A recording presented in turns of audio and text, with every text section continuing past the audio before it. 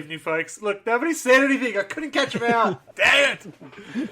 Good evening, all. Welcome, Wobbly Player Syndrome Warhammer 40k podcast. Sorry, something popped up, caught my attention, and I started reading that whilst talking. It doesn't work that way. I'm a simple man. Very simple. How's everyone going? Look, we've got a full house again. Hope you're going to enjoy the evening. Episode 44. It's called Tools of the Hobby. I think. And we've got 6 of them right here. Fantastic. Let's meet them. I think for someone to do that joke. Yeah, well, I had to do it. We have... I'm no longer a fill-in. Stop calling me that. Adam. Hey, I'm not a fill-in. We have Safe for Work, Mark. Hey, everybody. We have Represent RLG, Anto. Yeah, I'm the only one who's bought the t-shirt. So hello, everyone. Radio Mike. Hey, everyone. And I was about to say I put the wrong coffee mug. Duh. Mine's at work and we haven't been allowed back. It's been great. And of course, we've got Not Safe for Work, Mark. And I'm glad to see you left the worst for last, so thank you so very much. Well, I did that because I can go straight into you because you are the one who chose the topic for this month, so you get to host, right? No, that doesn't work that way. You're the professional. You're the one who gets the paid sponsors and all that. Come on. Oh, yeah, paid sponsors. Yeah, that's it. Yeah. You really trust me, man with this hairstyle.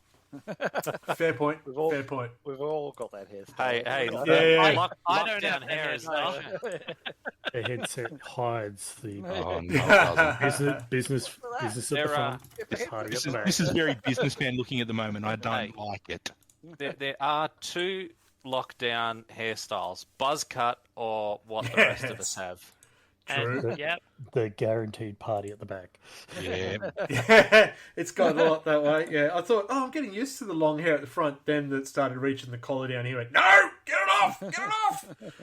Unfortunately, my sons, one's got the big mullet, and he's been walking around in footy shorts. And going, oh no, it's the mullet and footy shorts. Oh no, He's got the mullet mohawk, doesn't he? it's terrible.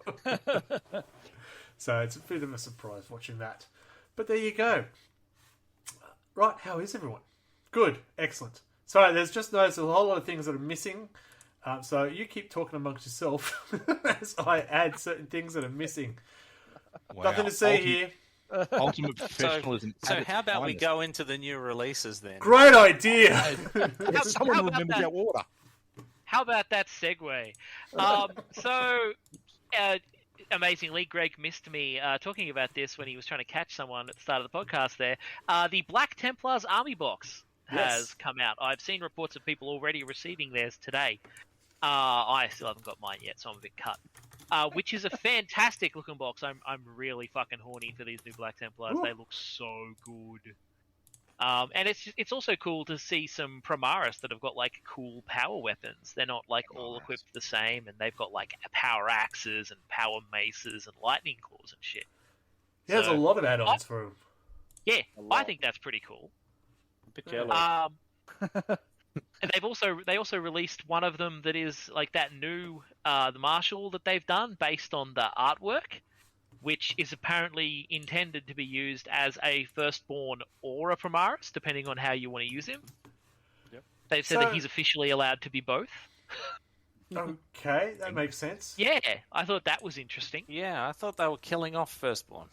Well, they've released a new Firstborn model now. Yeah. Who is also tall. a Primaris model. He is a Firstborn. He looks like a Firstborn who is the height of a Primaris.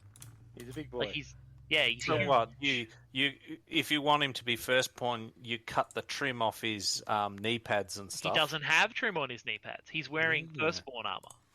Okay. Like he's wearing the armor of the guy on the cover because that's what he is. Yeah. It's a very good model. Yeah, it's an interesting model. I'm not sold on the shoulder pads. They look good in art. I don't think they look good on a model. But I might be wrong if I see it in person. Other things that came out, I believe this week's pre-orders are the Crusade Mission Pack Containment and Book 1 Octarius Rising Tide, which I'm curious to see what's in that. Oh, that's the Guard, the Cadians, isn't it? Yeah, it's the Warzone Octarius Yeah. that the kill team is based on. A knit. Yeah, so that's like our interesting side note into fluff because I love to. Apparently, you know how I was whinging about how I wanted to see the storyline. Yeah, I know, hard to believe me whinging. I wanted to see the storyline of what happened with Inquisitor Cryptman tricking the Hive Fleet to attack the Orcs. Yep. That's been high on my list too. That's what Octarius is. Ooh, Octarius is the fallout from that. That's why you've got the Super Orcs showing up, because they've been fighting the fucking Tyranids. So just got Darkman's just joined in, and he's just got banned from a stream for asking the stream if they like sandcastles. Okay. And that's not like a double entendre or something. That's something we don't need to go Urban Dictionary for. Well, I'm not up with the lingo. Oh, it's a bit... I was wondering. Come on. Thank you as well. Thank you very much. And so, yeah, I thought that was interesting about Octarius, that's apparently what it is. Yeah, it's that Warzone. Cool. And also, they're releasing a new AOS Underworld, Harrow Deep. There's not heaps of new releases these days on account of these trying times, he said, not saying the magic word.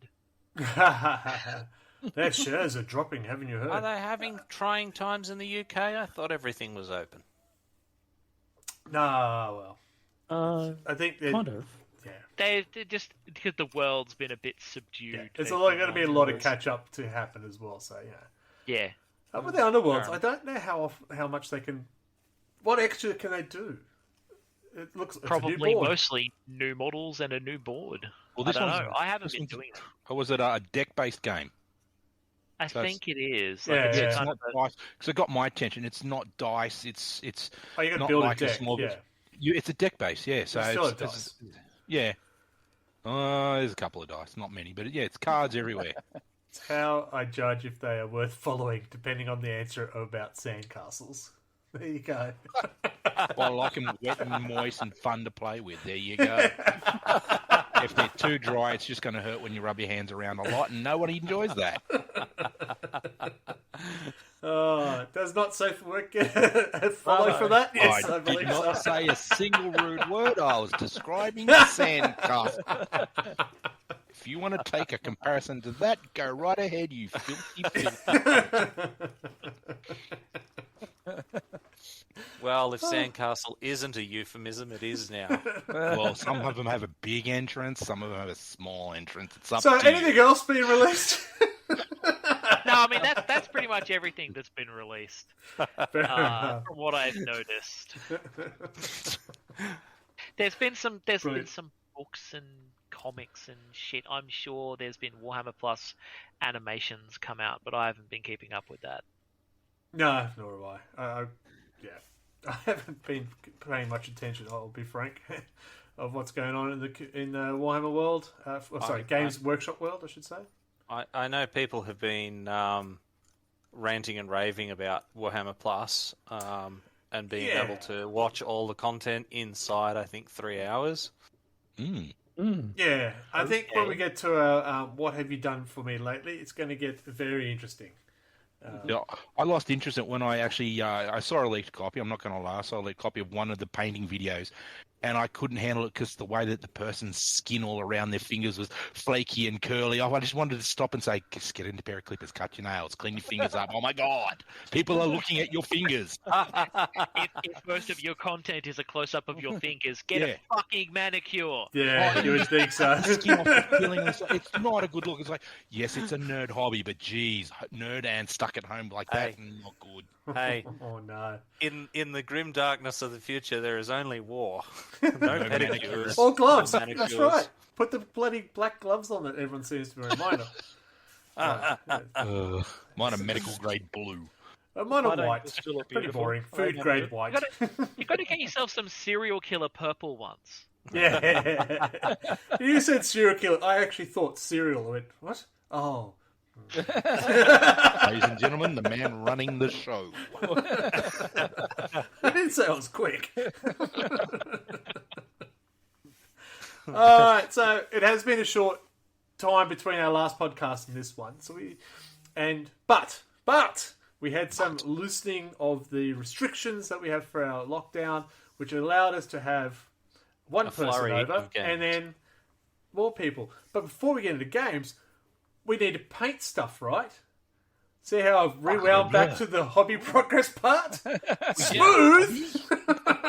Is a hobby in this place? Smooth as a sandcastle. Well, it's good. No, I'm not going yet. He's just whipping that bait out and reeling it back in. Yeah, that's I'm it. going to be a good boy. Adam, that is your Grey Knights, I believe, for hobby progress. I don't know. I'm waiting for the thing. Yes, Grey Knights, yes. I have now, yes, Brother Captain, they're having a nice little discussion there. It looks like it. It looks like Brother Captain's inspecting the apothecary. I now have roughly, I think I worked out, I've got 11 models left for my 2,000 points of Grey Knights. 1 built, the rest I've got to build. Building's the best bit. Oh, yeah. No, I've actually really enjoyed painting the Grey Knights. It's just a different paint. It's just something different. You know, it's not flesh, it's nothing green, but it's just a different thing. Nice. I don't know who's up next because we're pretty rushed put together this week. Oh, it's me. Oh, there you go. All right, that's my Eradicators. I did finish within the couple of weeks between episodes. I have challenging... Oh, and the Drakari... Hellions! Wow, oh my God, I you forgot they were painted a called. lot. I forgot what they were called. That was brilliant. So I have challenged myself to finish off my Primaris Salamanders for the Christmas battle to have against Anthony's Blood Angels. So I did have, I think it was 2,100 models to paint, and I was making a good dent, and then a good Samaritan decided to dump some more Primaris on my desk. So I went, okay, so now we're looking closer to 2.5. Excellent. So it's good. So I'm getting through them though. The aggressors are almost done, which is the next one. Then I'll be a librarian. So it's good. You'll be able to see the things going on. And Who's what next? colour are the Good Samaritan ones? Oh, they're red, so I can't show them. Red. Okay, that looks like a Necron. Hey, and I got a red ultramarine. this would be not safe for work. Well, Marks. you'll see some of that on red Space Marines. So I've had a little bit of work, so I forgot to send a picture across to Greg for it. But I actually finished off that troop carrier for the AdMech that I had been working on for a little while, playing around with a few things. So it was, a bit of a challenge, trying a few techniques out, but it's just really cemented in me. I'm not buying secondhand stuff for a while because it's a shit to paint because you can't get into all the corners. So apart from that, I was happy with it. But these were more of an experiment than serious painting. So when heard about we were getting a chance to play, I thought I'd whip up a quick kill team. And I'd been given a couple of Smurf intercessors, and I'd also got my hands on some of that chameleonic colour-changing paint. So I sat down one afternoon and just smashed out 5 Smurfs, which for me was, almost like an insanity-causing moment touching Smurfs. I don't know why I could ever do it. After all the shit that I've given Smurfs over the years. Sorry, Mark, I can't do it for me. It was horrible. But in the result, damn, they were nice and fun to play with. And the other one is just a colour scheme that I was trying to whip up for Necron Immortal. So you can't see it there, but it's actually supposed to be a dark greeny blue colour with lime greeny yellow for all the energy effects. So more of a play around and have fun than a serious build. Yeah, we were talking about this off screen, these metallic paints. Photos don't do them justice because we were fortunate enough to see them in the flesh, so to speak, yesterday. And yeah, that red comes in that gold and the green. There was some beautiful colour shifts that was happening. Just when you look at it. If you do look at yesterday's stream where we did play some Kill Team, you'll actually see some of it in the camera because just the way we moved it around to try and highlight it. But it was pretty nice. Yeah. I'm also going to try and get some of the various shades showing the different colours up on my Instagram feed fairly soon. So hopefully I can get them so you can see just a bit of the difference. So check it out. I know I'm not an Instagrammer, but it's worthwhile to check how the colours come up. Cool. And then we have, if it works, this! Anthony! So this is my Primaris Repulsor Executioner. I actually ordered this just before our lockdown time, and then the warehouse got shut down, and unfortunately it took a very long time to arrive. But when it did arrive, I was very keen to get some modelling happening, so I pretty much built it and painted it in a weekend. I just ripped into it. That's dedication. I think he's just scared about my salamanders. He's got to try and bring in some heavy guns. It's funny, I actually don't think I'll ever field it. It really doesn't feel Blood Angel-y enough. Put a jetpack on it. I like it. What do you mean? It's got like a semi-assault cannon looking thing on it that makes it Blood Angel-y. Yeah, It's all just assault cannons on various things. It's got got the Blood Angel symbol, so it's it was Blood a very Angel. fun model to make. Big, it's Land Raider size, so it's pretty chunky. But yeah, it was good fun.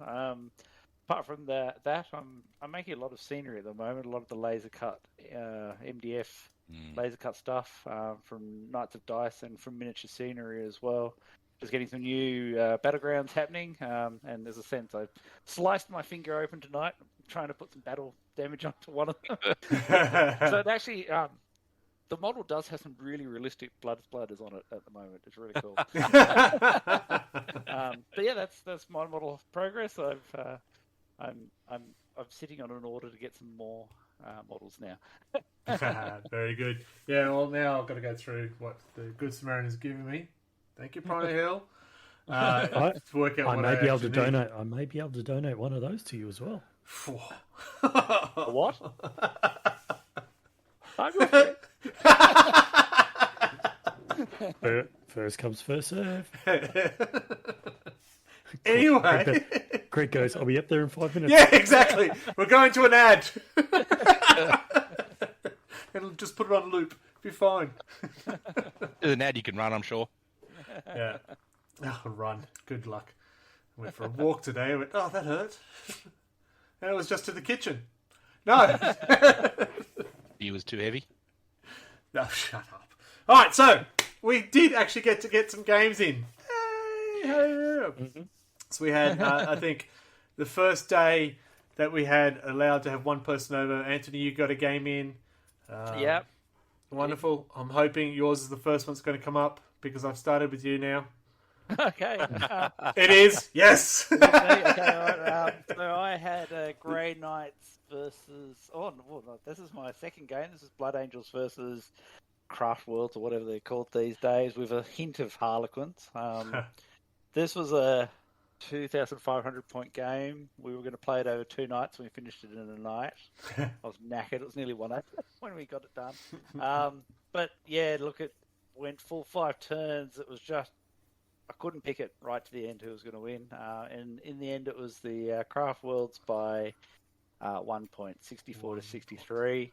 Wow. That kind of, yeah. So I knew it was going to happen. I didn't score any. One of my secondary objectives, I didn't get a point in at all, but I filled everything else out pretty much. So I think I was 1 point, 2 point off one of them. But yeah, I just couldn't. I went to assassinate his character and go. So you got 5 points if you killed him, another 5 if you killed it in close combat, another 5 if your warlord did it. Yeah. I couldn't get near him at all game. He just ran away. Well, he was up on top of this big pole, and he chose a character that was a long-range Death Jester type thing and stuff like that. So I couldn't get near him. The other game was Grey Knights versus Harlequins. That was a pretty cool game. That was very close as well, but I did end up tabling the Harlequins in the end in that game. That was a joyful moment for me. That was your first game since the That was the first game back. And what happened with the ladder after you won that one?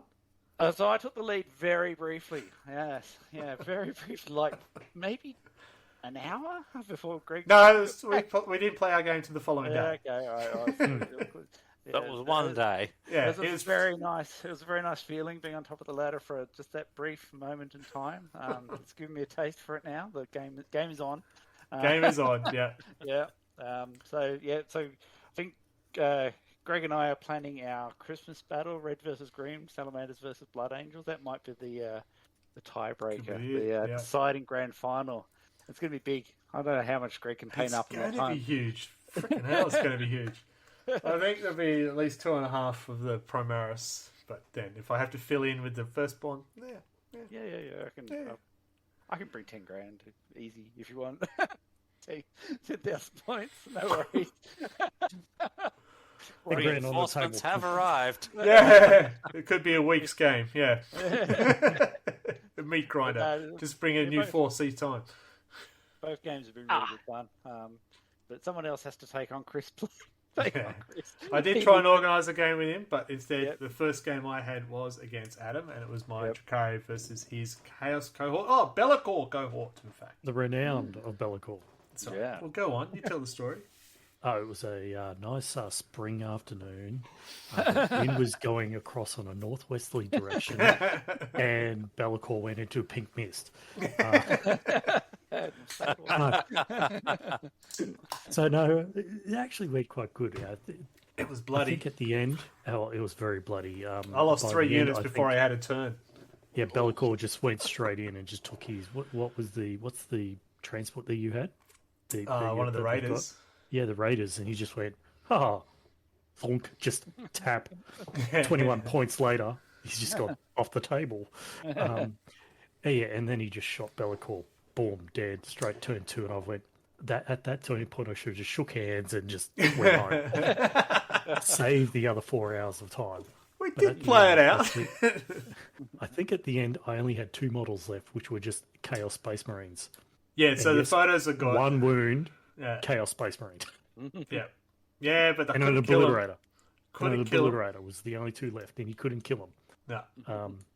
It came down to, I think, when I was starting to do the calculations at turn 3, at the end of turn 4, at my end of turn 4 to yours, you were winning by 1 point. So it wasn't really that big, but it was. No. As I said, I lost 3 units before I had a first turn, and it didn't get much better. Okay, this is going to hurt. So I was, I think if we did stream the game, so if you go back, you'll see me sort of stressing, sweat pouring down. What do I do? Yeah. And then I realised, kill Be'lakor, then I should be okay. Yeah. You kill Be'lakor, everything just falls apart because you lose your bubble aura. Everything like that, and it's just like you lose your corn, you lose your Slanesh, advantages, you lose all the advantages. Even the Chaos Space Marines couldn't pick a Legion, so they're like undivided. I'm just a Chaos Space Marine. It's just like one wound. That's so brutal. Yeah, we did agree next time we play if you use them, giving them the 2 wounds because that's just stupid. I thought they had that update, so anyway. No. So the Chaos Space Marine only has 1 wound. Because they don't have a new codex. Well, they're heretics, so... Oh, shit.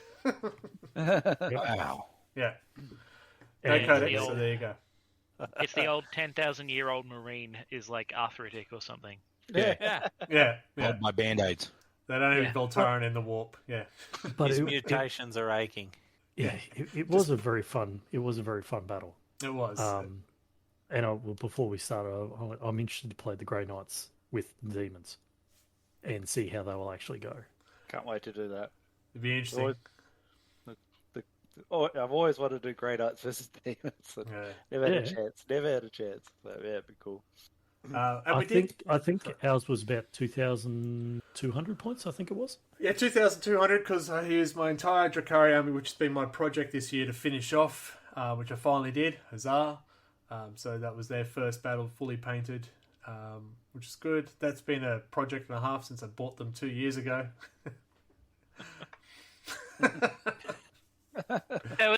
Look, your Drakari were just living up to the name. They were just a very slow grow.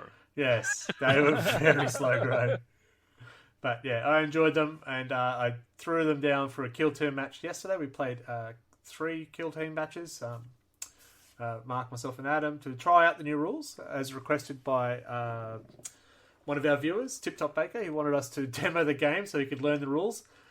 Perhaps we should learn them first.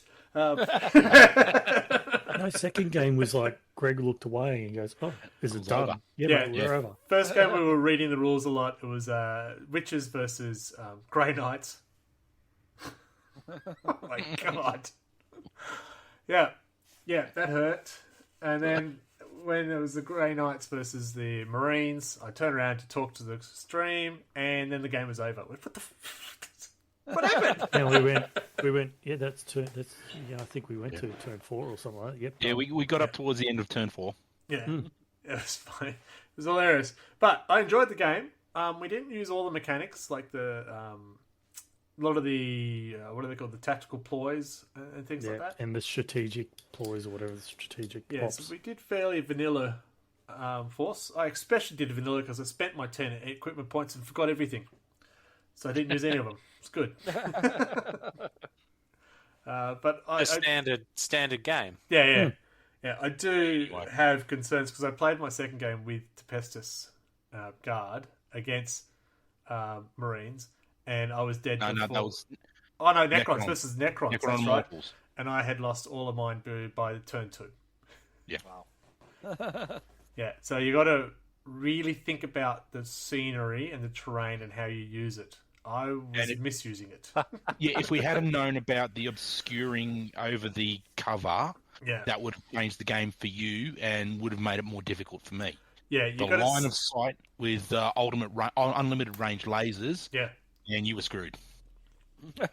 So yeah, when we say the gun doesn't actually have a range next to it, it means it has no range. It means it can fire as long as it can see something. That hurts. And don't stand next to a wall. Stand about 2 inches off the wall, and then you can't be seen. That's where I was falling. So it was interesting. This is the you're learning what it is to be a NIDS player. Yeah. It'll be interesting to see how NIDS play. Yeah. Because you can move, or shoot, and interesting. Well, those spots I was just going shoot because I didn't need to move. Oh, yeah, so I played against armies that both had 3 action points to my 2. I go, hey, run! And they shoot! Oh, that's all I got. And they go, oh, we're going to shoot 3 times. My Immortals only had 2, but they had 2 very good actions. Yes, it hurt. But it was good. I will look forward to playing that again.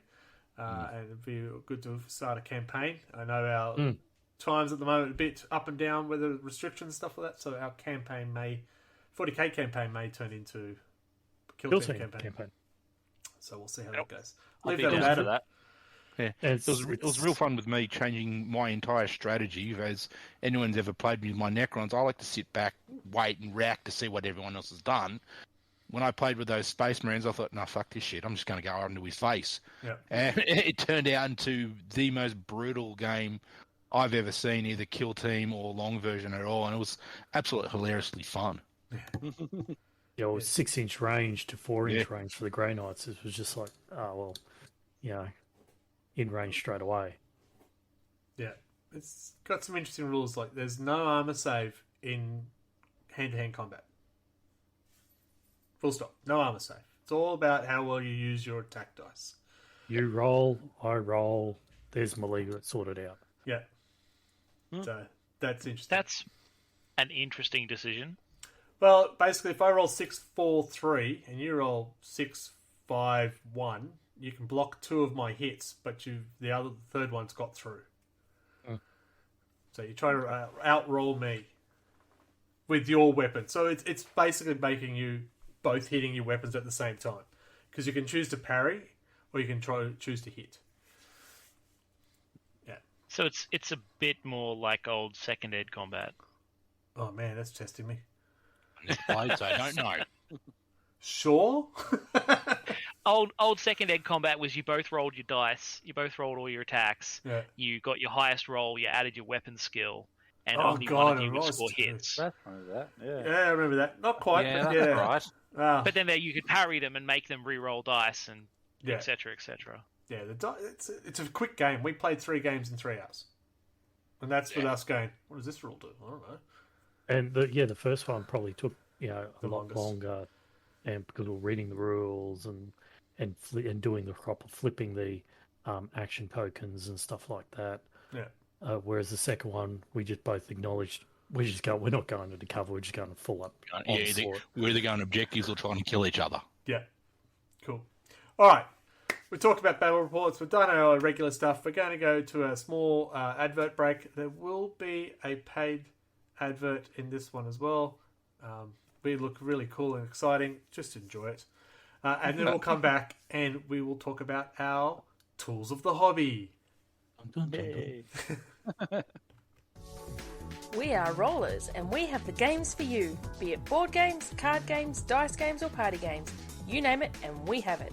Find us online at rollersboardgames.com and follow us on Facebook and Instagram at rollersboardgames. From acoustic to distortion, Storyboard Concept is music that's honest, relaxing, and full-bore rockin' music.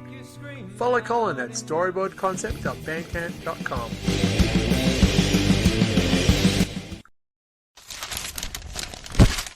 Oh, g'day! Just want to bring out to attention here, support for Wobbly Player Syndrome tonight is brought to you by Manscaped, who in the best men's below-the-waist grooming champions of the world. Manscaped offer precision engineering tools for your family jewels! Manscaped just launched their 4th generation trimmer, the Lawnmower 4.0. That's right, 4.0. Join over 2 million men worldwide who can trust Manscaped with this exclusive offer for you. 20% off and free worldwide shipping with the code WOBBLY at manscaped.com. Anthony. Imagine shaving with a sleek, well-designed, optimized trimmer that makes shaving your favorite time in the bathroom. I'm one of the first people to try the new 4.0, and I'm blown away by the performance. The craftsmanship and details on the 4.0 are next level. I mean, I myself, I've shaved before, and I've used like those hair removal creams, bare razors. Like having a guard on that, and a specially designed trimmer, it gives you a lot of confidence when you don't want to slice something very precious to yourself. Well, talking about slicing something precious to yourself, unfortunately, I've had the opportunity where someone actually did manscape me for me. Being stupid, I lifted up a manhole cover, concrete, popped a hernia that had already been there for many, many years. Go to hospital, no worries. What do you know? Have to go in for surgery, but of course you've got to shave first. So here I am thinking, well, 17 years old at the time, they're going to use an electric razor? No. They're going to use a little handheld razor? No. I swear the 70-year-old nurse pulls out a frigging straight razor. Ooh. And worse comes to worse, she goes, I'm going to need an assistant nurse here while we're going along. Out comes the hottest trainee nurse I've ever seen. So while I'm sitting there with a 70-year-old biddy with a straight razor hanging around my fun parts, I'm trying not to focus on the pretty thing to make things difficult for the grandma thing. So, yeah. But what can you say? I now feel a little bit about it. So Manscaped has engineered the ultimate groin and body trimmer by focusing on that intelligent functionality and an incredibly comfortable grooming experience. Their 4th gen, that's right, the 4.0, as Greg said, generation trimmer, features a cutting-edge ceramic blade to reduce the grooming accidents thanks to their advanced skin-safe technology. Now I feel safe and confident shaving my balls. Yeah, and that trimmer, it's got a multi-function on-off switch, and it's even got a travel lock, which, you know, gives you and it also has this cool little light on the bottom of it, so you can see what you're doing, which is very handy, because it gets a bit dark down there, for when you need a precise shave. Oh, precise shave. Well, the Lawnmower 4.0 even has the layouts for the customization. It actually has different sizes. Different sizes? Yeah, it has additional guards and lengths from size 1 to size 4, so you can do it whatever you want to do. Yeah, I was obviously excited to get the Lawnmower 4.0 in my hand, and I was quite confident it will do the job. And I was really quite pleased. I didn't have the scare, what's it going to take off, that it shouldn't take off. It actually was very good and very smooth afterwards. It worked really well, I've got to say. I was quite impressed. It was actually pretty easy to clean and pretty easy to look after too, I have to say that. Yeah, just a doddle to use, really. You plug and play, and there's not really much to it. Yeah. Nice smooth shave. Also, I really like that the cream that comes with it, the anti-chafing cream. That's very super nice. handy, because I've done this before, and chafing can be a real problem afterwards. Yes, no, it's quite refreshing, that cream. Yes, and even the spritz after the shave was quite refreshing. The spritz makes it. I got to say that. So the kit, what you get in the kit, is pretty damn impressive. It's got everything you need, even the reading paper. So keep yourselves entertained. I'm thoroughly absorbed by this. So did I mention the wireless charging? The new wireless charging system uses electromagnetic induction for better battery life and everything. Yeah, and, you know, you may think, oh, I've already got a trimmer, but, like, if you're trimming your face and your head, you maybe don't want to be cross-pollinating those hairs, Don't yeah? cross the streams. You Billy's don't in want the to get... You don't want to get your own pubes in your mouth, yeah? It's time to get your own ball hair and body trimmer with Manscaped to make the me time the best time. It's your confidence with nice, smooth boys. All right, we're done. That was long. Sorry, Rod. There you go. That was a long one. But look, the promotion that we do is running till the 27th of October. So you still have time to get yourself a Manscaped Lawnmower 4.0 using the code word wobbly. What is it, everyone? Wobbly. They've seen the ad. They know. W-O-B-B-L-Y. Yeah. Seen the ad, get on it. Or don't. Your choice. No pressure. Do it! So, So, this month's episode, Tools of the Hobby. And we're not talking about the people who decide to play at tournaments without a shirt on. We're talking about what we use in our hobby and what surprises us, what we recommend, if you're a starter, what you should probably get your hands on, get your tool off it, get your hand off it. This is brought to you by Not Safe for Work Mark. So, of course, when he wants to talk about tools, we'll let him go first. well, as they say, a tool leads to tool, so there you go. The reason why I come up with this thought is basically I was thinking the other day, and so everyone gets different things from the hobby. Some people prefer the gaming side of it. Some people prefer the building side of it. And I'm a bit more of the building, painting, creating part of it. And I was thinking, I've got a lot of crap here. What actually is stuff that I think is really vital for me when I'm building? And I was having a look around, and it's like, well, I'm pretty sure that everyone else has got their favourite tools that they use to help them create the stuff. And why not share that idea around, have a think about it and share what our thoughts are, see if we can help any other one out there who's a bit stuck for some ideas or the right tool or even the right things to take along to the games. Sounds good. Yeah. Yeah, there's a lot of stuff out there, so yeah. Help me, So, Master. Now, I want to get myself an airbrush up and running, but I don't have one, so I'm not going to go into that. For me, the paints that I've actually been playing around with are obviously the colour change ones, because they got me inspired again, actually having a little bit of fun that I wanted to play with. And thinking, well, it's that extra change, that little thought into it, to do the little things that I would normally do. And that was inspired from you, actually, Greg, seeing what you'd done with your Dark Elves, and just saying, well, my guys are a little bit shiny metallic, give it a go, see how it works. So for me, number one on my 5 is the paint. Playing around with a brand new paint, having a bit of fun with that. Yeah. My second one is part of that. It's basing. Now, I'm not a fancy baser. Can I interrupt and just talk about paints As a group? Because I know you just say you're trying out the green stuff paints. It's green stuff, right? Yeah, it's green stuff, Will. Yeah. And I've got the Verhello colour shift ones. But with the paints, we all GW covert, right? Yeah, one of us. Does anyone else use different paints? Is it worth using different paints? If you're starting out, is it worth getting different paints? I have 3 different paints I use. I use the Citadel, Army Painter, and P3s. And that's just over time. I'm using Army Painter, and I've still got the Tamiya hobby paints as well, which I use quite a lot, especially in basing. They have a nice coverage for the paints, and the sprays are pretty good too. So, yeah. I was using Army Painter for my Astra Militarum because of the Earth, the normal colours that you can get. And it's just, I like the textures. It was like not glossy, but it had a bit of a shine to it. Yeah. Oh, we lost him. Oh, he's back. That's what happens if you had a bit of shine. Yeah. You said the wrong word, clearly. That's what you get for using the wrong branded product. Yeah. Don't you let it be I'm watching you.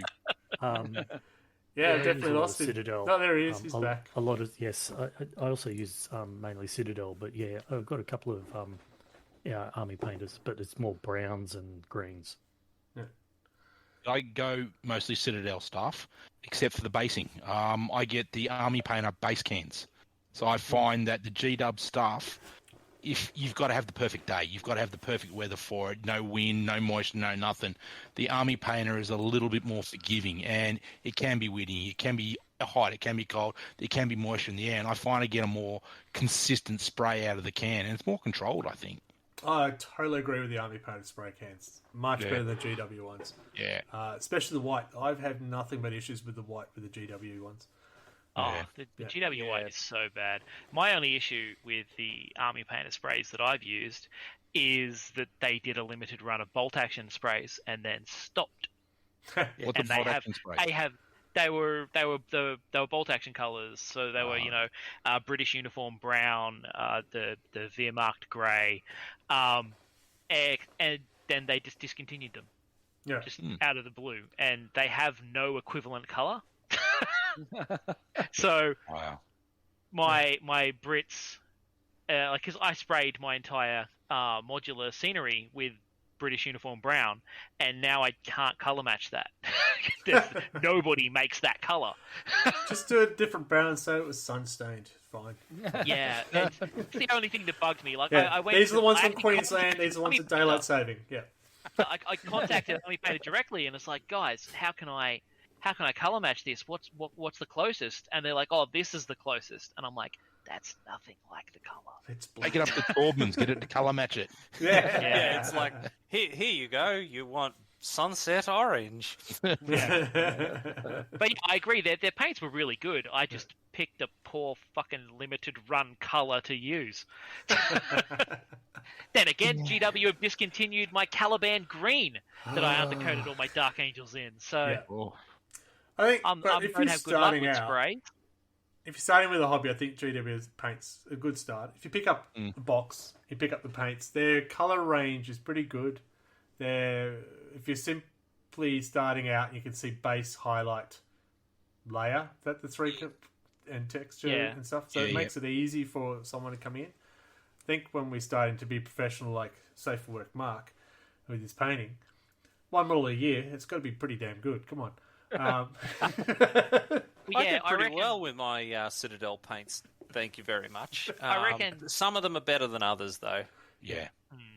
I reckon as a starter, you're probably better off going with Citadel, if only because that way you've got all the tutorials that Citadel do, and you have the paints they're using. Yeah. And you've got the colour app, and you've got the paints they're using. Like, once you get more experienced, you start mixing your own colours, you start coming up with your own army schemes. But to get kind of those basic skills, it's easier if you don't have to worry about whether you're using the same colours as the tutorial you're trying to watch. Yeah. And when you think about it, when they did Indominus, they also released the Necron and the Space Marines paint sets, so you actually had everything you needed to get at a slightly discounted price to paint your army out of the scratch. So that works well for a beginner. Discount GW. Sorry, I'm lost.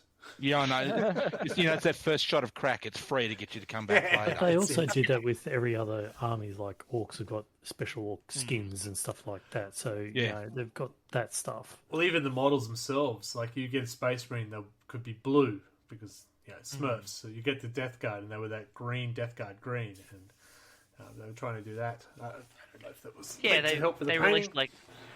They released a whole range of like chaos colours. Yeah. Like Night Lords blue and Iron Warriors silver. Oh, but it was so good when they named it after the actual thing. You said, I need to paint salamanders. What green should I use? There's a salamander green. Maybe I should use that. I should paint these guys Blood Angels orange. Yes. Yeah. And they did that with AOS as well, because you had the Stormcast silver and the gold. And it's just like, well, for the absolute beginner out there, I know that these suckers are supposed to be silver or gold. Yeah. Now, I know there's a few people out there complaining about the pots themselves from GW. I'm now moving over to droppers, and I can see why. I do like droppers, but if you got a dropper, you need a wet palette, in my opinion. You definitely need a wet palette. Because I generally put too much on the palette itself. So if a wet palette just keeps it moist. Oh, just lost half our viewers. All three females have left the building. And wet palettes. I'll jump over there because I've made the segue. You're welcome. Who has a wet palette? I have a Tupperware Occasionally. container that I convert into one from time to And time. that's where I was leading, because I've got also the sponge, the oven paper on a takeaway lid as my wet palette, and it works great. I use it a lot more in summer when the paints dry out quicker. Yeah. Use the wet palette, but I haven't been using it lately. But look, I found them a revelation last summer. It was really nice. Last summer it was really hot. And trying to paint in the shed, and you mix them up the right colours, and you put it on, and you go back, and it's completely dry. Yes, and you told me about it, Greg. You said, try this wet palette thing out. So I looked it up. I was like, oh, that is so cool. That's the greatest thing. I was amazed that it worked. Marketed it.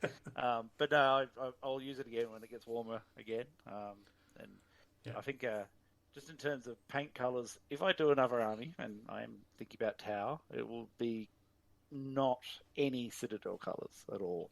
Mm-hmm. I want to branch out. I want to do different colours and different things, and a bit of spray gun action too. I'll see how we go. Yeah, I'm learning how to do that. I'm going to stay at paint for just a second. I'm loving stepping myself into the texture paints, particularly on basing, because when I first started, not too long ago, I used to just do the plain matte black, cover up all the mistakes on the black. Then I stepped out into one of, I think it was Sterling Mud or something like that. It wasn't too hard. Now I'm playing with the crackle paints and putting undercoats underneath it to get the colour. Yeah, and it's the just crackle so really. funky. Yeah. Yeah, I've been using that Agrellan Earth on my NIDs ever since I switched.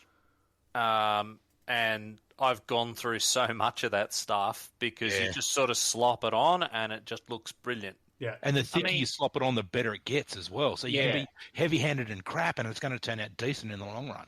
Yeah, the crackle actually looks terrible if you put a thin layer on. Yeah, Yes. I found that out. Yeah, same. Yeah.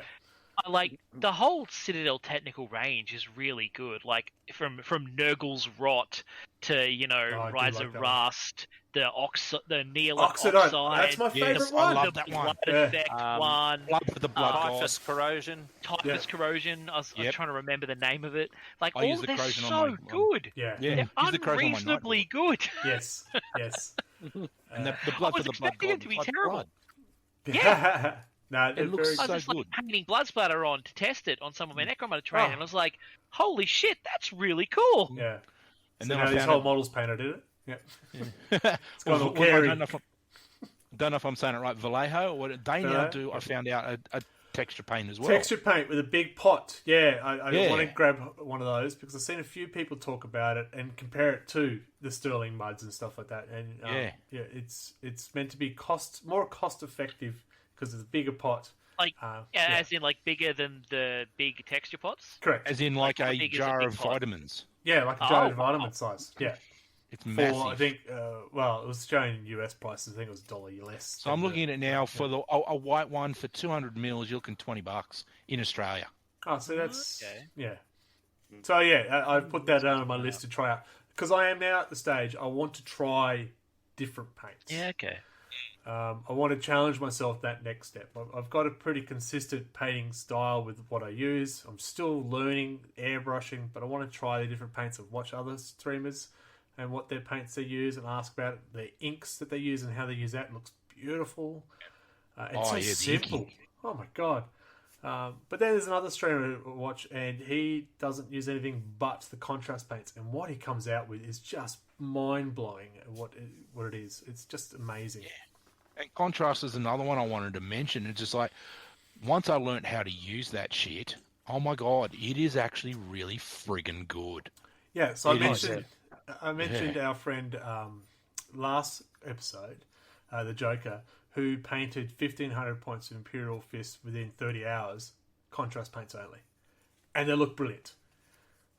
So yeah, it can be a speed tool. I use a mixture, like you'll see some of my Gene latest. Stealers. Yeah, So I'm sold. yeah. A few of my miniatures now have a mixture of what do you call them? Contrast and Regular. classic. Yeah. Classic, I think they call it. Firstborn. Classic. No, hang on. All my pinks are the pink contrast. It's just so much easier, with a bit of classic gold just for the trim. But it's all purple.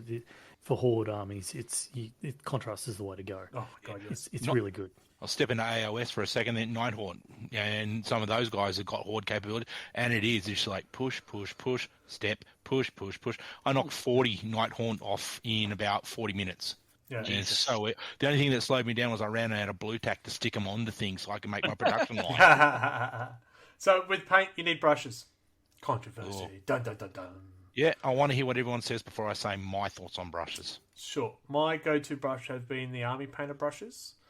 Yeah, same. I started with the Citadel ones, and they're garbage. And yeah, have you tried the new ones? No, I haven't tried the new ones. Take that garbage out of your mouth. Yeah, the new ones are actually. I really like synthetic ones. The They've new improved them, white have ones. Yeah, The synthetic ones are just really good. Are the white ones supposed to be better than the black ones because they're cheaper, aren't they? I thought they were supposed to. I don't know. So they do have a range. They've got the basing brush, dry brushes, and so on. I picked up the stock standard one, your base one that you normally use. Your starter brush, yeah. And I also picked up an Army Painter of the same volume, same type. The Army Painter did not last very long. I'm still using the Warhammer, the Citadel one. I'm really quite impressed with it. I've got about three of the one of the synthetic new ones, and they're fantastic. Yeah, new synthetic, yeah. I've I'd got roll three of over, them. but I've there's got a some table really in the way. fine points, and they're just staying there. It's really good. Yeah. I've been using Army Painter, and I've never actually had to change one. I bought one thinking that I needed to change it. Yeah. Got the new one, and then realised, oh, well, it's basically the same as the one I've been using. So now I've got a spare one sitting around. Yeah. Yeah. But one thing on brushes that I would really impress upon people is don't throw out your brushes when they get manky and everything like that. Correct. A dry brushing brush is the best thing you'll ever have. It is the laziest, best painting technique there is. Yeah. I'll turn dodgy old ones into texture brushes. If you hate painting, dry brushing is godsend. Dry brush and contrast. Can't go wrong. I'm a big fan of dry brushing, and I do a lot. Blood Angels, Grey Knights, everything gets dry brushed. Yeah. I buy a specific dry brush to use, and the Army Painter ones I found for miniature size that the smaller one is really good. Yep. The Citadel one clogs up pretty quickly, and it's hard to clean. But yeah, the Army Painter one's great. It's just a little bit longer, and it just gets this into one here. That one there. I use that a lot. I got a Army Painter dry brush set, 3 of them, and they're like little round ones, and they're really soft tip for dry brush. Yep. I really like them. Yeah. But I use both Citadel and Army Painter, and I've also got some. I think there might be Tamir ones. I'm not sure. They're from the hobby shop out at Toys R Us, whatever they are. Okay. Yeah. Toy World, I experiment. But they were cheaper, but they last pretty well. Yeah, So here's where I drop in my opinion. I use brushes from the local $2 store just down the road.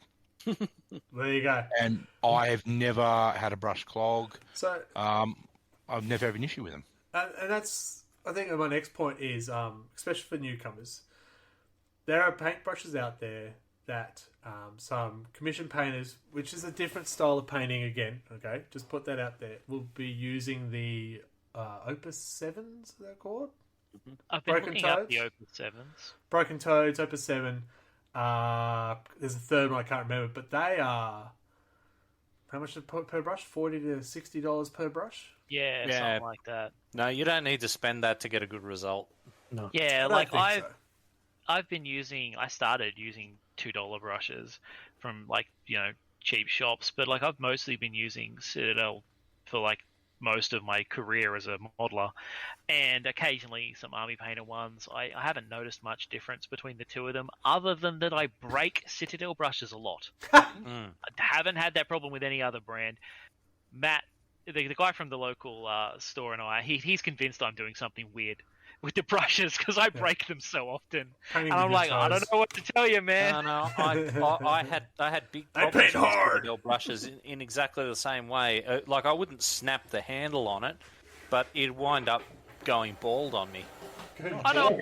I've like broken the ferrules and bent the ferrules on a bunch of them, and I'm like, I've never done that to a brand that isn't those black Citadel ones. The new synthetic ones, not a problem. I actually haven't had one of the recent ones do it either, so I'm convinced maybe it was just a batch issue. I also do find the Citadel ones really taste nice in coffee. Haven't done it yet. There you go. That's the Citadel one. That's the new one, the Shade M. Yeah, the synthetics. Yes, so that's the new one, and the comparison is the base. Well, it's called a Monster Brush, but not quite it. And I got these from a Quickstone Ghost brushes. They're my favourite brushes ever. Can't get them anymore, but yeah, they do so well. But yeah, they're good. Try the new ones. If you haven't tried the new ones and you bagged out Citadel ones, it's worth trying them. My only grief to them is where they're fat for the holding. It's a bit higher to where I would hold it, but that's just me. And for me, if you feel you don't need to spend the money on those ones and you can find brushes of the size that you want, there's nothing wrong with a cheaper alternative. The brand that I use is I'm going to mongrel this because it's French and I can't give a shit. Montmartre, and they're found in all the $2 stores, and they're actually a reputable brand that's also found in art stores. So they work for me. Yeah. And I think that's the big key. Find the brush that works for you. If it's the Broken Toad that works for you and you feel more confident with it, go for it. There's no wrong answer here, apart from using, basically, a house brush or a roller. Yeah. But there's no wrong answer. Don't Find what models works into for you. paint pots, people. That's how I do pinks. Keep your tip. That's it. If you rinse them out always. If you want to go that extra step, get a paint brush cleaner, which is just usually a little tub. You just rush the brush in, put soap in, so it's a brush soap. That's hand wash. Hand wash is really good for cleaning your brushes. You know, we're all washing our hands with those alcohol stuff. My daughter put me onto it. She's an amazing artist, and she does lots of painting. And she said, "No, I clean all my brushes with hand sanitizer. Hand sanitizer, and get right in there and work it out, and you work the point back into them and stuff like that. It works really well." That's actually a really good tip. I'm going to steal that. And I've had people tell me if you've really mongoloided a natural hairbrush, chuck it in some shampooed water. Yeah, it helps clean it up and get it straight again. Just hot water. No, it's got to be cold, and you've really got to get it. Not a strong mix. It's just got to be enough that it'll actually help the hair straighten back out. Yeah, so the big tip, don't use hot water because it does separate the glue. My only concern with those kind of cleaners and stuff is I really don't miss when I had to use Metho to clean my enamel paints. So I don't know what I'd do if I couldn't stick the brush in my mouth. That's how I get the point. Did you ever use lead paint while you're there, Mike? To get that nice and sharp on the tip. Speaking of tips, I didn't used to repoint them with my tongue back when I used enamels and stuff. Just between the teeth. One tip I got from Adam was with the airbrushes, window cleaner to clean out your airbrush. Yep. Oh my god, It's a dream. Windex. Window cleaner. We'd have to use a brand unless they start paying us. We've got it all around the house, and it's just amazing. It just went I spent money on the bloody cleaner, which is a lot, and this works. Oh my god, this works brilliant. So just a little tip. Cool. Yeah. All right. So brushes, paint. Pretty obvious we need those. Yeah. Do we go and spend all the money to buy Citadel plastic glue? I get the Revell one. I get, I don't know which one mine is. I get whatever shop I'm in, I'll buy whatever glue's there. Yeah, one's the blue one, which you shove a bit of metal down the top of the cloth. Yeah, that one. Yeah. And a little tip I'll give to anyone, there's so many times those little bastards get clogged. You know the bread ties, which is plastic overlaid a piece of metal? Yeah. Use the lighter, burn off the plastic, slip it, put a little kink at the end, so you got maybe 1/4 kinked out, straight down the pipe. You climb pipe. No. Mark, what you need to do is you need to get your cigarette lighter. Yep. And just hold it on the end. Oh, and you can just put a lighter. Not smoking. I did that once and the fire went down the pipe. Yeah, well, that's what it's supposed to do. No, it exploded on you, the whole thing. Oh, Jesus, really? Yeah, the fire went into it and exploded. Wow, Nice. I've had to do that a bunch of times and never exploded. Yeah, Yeah, no, I've never had an explosion. it caught. I heard a little hissing noise, and next thing you know, I had hot burning fire glue all over my hands and arms. But did So you I don't- glue the model together? No, unfortunately, I'd already done it by that stage, and it just made it even worse. So yeah, The Oh, other I piece just- of advice I've often heard is take the metal bit out before doing it. So I guess we should give that advice. I just want to point. What's just giving advice with the droppers, and if it's clogged and you're trying to squeeze it, don't squeeze too hard and just try and force it out because it will go. Pfft. I learned that. Yeah. Yes. There's a stream of me with the white just going in midstream. My exclamation heard 3 rooms where I was, fuck me with a toaster. So there you go. All right, so yeah, I think I don't with know. especially the I'm super insane. glue, especially the little tiny super glues you get from Citadel, they dry out real quick. Yeah. Don't do it. Just get some super glue. Yeah. Yeah, And but like- yeah, Get one of the ones where you can do a controlled drop, where you know you little push on the sides. Otherwise, you just get a dollop of glue, and then you got things stuck to you and stuck to the model, and it's a right Yeah, old that's pain in it. the ass. Another tip for your super glue is chuck it in a Ziploc bag and keep it in your fridge. Yes. yeah, I've That heard will this. keep yeah. it. That will keep it from going solid and all of that. Yeah, so don't keep it in the shed where it gets over 30 degrees. And don't sniff it too much because you'll run out. And they're only small, so it'll go straight up. Anyway, And make we sure do you not don't- encourage that. 'cause, The This other is an tip R-rated I quote. could Do give, not do that. with the polystyrene cement glue, the use in a ventilated area, that is a very good recommendation. I built an entire armored guard army in this room with no fans, and I burned my lungs. Were you I seeing had the Emperor by the lungs end? for Right. 6 months. So, yes. Be careful with your glue. Yeah. All right. Clippers, hobby knives. What else we need? Yep. Clippers. I really got like a clippers. Clippers. I use some random wire cutters that Yep. I bought from like J-Car. I got mine from Toy World. I use a hobby knife from Kmart. Yeah. Yeah, my hobby knife is actually just a Stanley knife I got from Bunnings, and that thing's awesome. I it mean, was let like me. $6 mine. or Yeah, something. little scalpel type one. Yeah, little scalpel. Yeah. I've got replaceable blades. It's easy to control. It doesn't have a big bendy ones like these fuckers do. They get Yeah. bendy as you go out. This is just a more controllable blade. Let me dust off my shell badge. Yeah, I actually really love the new GW Clippers they've made, like the skeletal ones. They've got a really nice snapback. They're way more, like, it was way easier and cleaner in my experience than any of the Army Painter or Are they the random ones that The I've blue picked up. handle ones? Are they the big? Are they the big Oh, ones? where are they? No, Or the these bigger ones. The red ones that are kind of Yes. skeletal. Oh, wow. Okay. Okay. Because they've got this really nice like spring back to them, and they cut really clean. Okay. Yeah, they do. Really I've got like a pair of them. those. Well, They're somehow I've got 3 clippers. You don't Oh, need yeah. 3 clippers. This is a G-Dub one that came with the school kit Oh, that I've got. I just saw that Yeah. one. I've got 4 clippers. Yeah, this you one's- don't need 4 clippers. That's why I specified the new GW Yeah. one Yeah, yeah. they sell. These ones Now- are shit. Yeah, Absolute those are just terrible starter ones. I've got Yeah. it on close at the moment, and there's around about a 3 mil gap between both clips. So yeah, Yeah. That Yeah. other thing I've noticed, right? These ones, they don't shoot models across the room.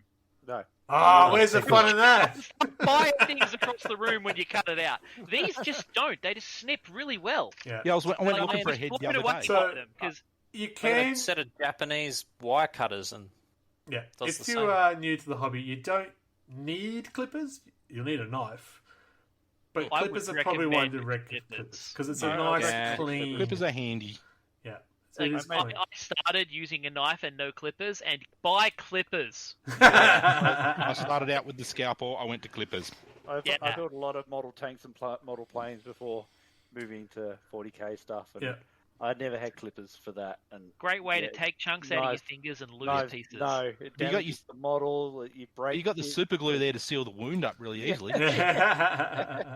But no, like really fine stuff you can clip off and you can trim Mm. off later on. Yeah. But the trying to cut the smaller things with a knife, you'll end up breaking them Gouging it. because Yeah. you've still got is joined on in multiple places, and you push down and you break a bit in half, and you get shitty and you throw it across the room, and because it's like the pivotal part of the bottle that everyone will see that's broken.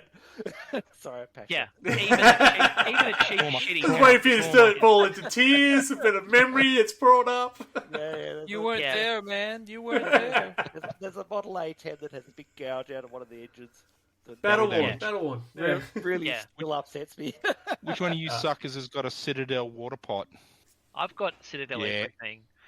You actually Well, I was going to leave that for the big surprise, what I'm just really impressed with, because there's two things from Citadel that I have been impressed with that I thought, why would I buy this? I bought it. Holy crap. These are actually bloody awesome. The water pot is one of them. Yeah, I've got one of those. I love it. It's so easy to clean brushes with the bottom at the ridges at the bottom. Keep the new water pot with the grooves in it and all that stuff. I love that it. thing's actually surprisingly good. It is surprisingly good. I'll get a Montmartre one. So how much did this item set you back? Apart from your soul. I wasn't using that. No. That's why I brought my son. Can you take children's souls? So would you say like I get that you I would like say the item? It would is you worth say that it every represents penny I spent value? on it. I would say it's worth every penny I spent on it.